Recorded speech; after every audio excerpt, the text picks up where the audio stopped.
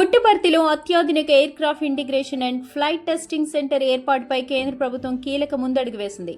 భారత రక్షణ శాఖ మంత్రి రాజ్నాథ్ సింగ్ మరియు ఆంధ్రప్రదేశ్ ముఖ్యమంత్రి నారా చంద్రబాబు నాయుడు ఇటీవల ఈ ప్రాజెక్టుకు శంకుస్థాపన చేశారు.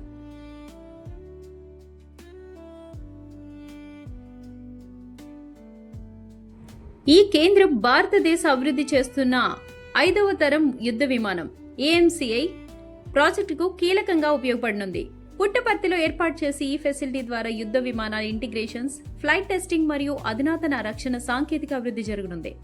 సుమారు 15.803 కోట్ల వ్యయంతో ఈ ప్రాజెక్టు అమలు కానుండగా దాదాపు 7,500 ఉద్యోగ అవకాశాలు కలుగుతున్నాయని సమాచారం.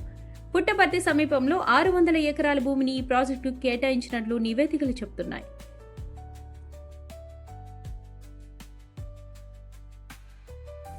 రక్షణ రంగంలో ఆంధ్రప్రదేశ్ను ప్రధాన హబ్గా తీర్చిదిద్దే దిశగా ఇది చారిత్రాత్మక అడుగుగా భావిస్తున్నారు. ముఖ్యంగా బెంగళూరుకు సమీపంలో ఉండటం వల్ల ఎయిర్ ఫోర్సెస్ పరిశ్రమల అనుసంధానం సులభమవుతుందని అధికారులు చెబుతున్నారు.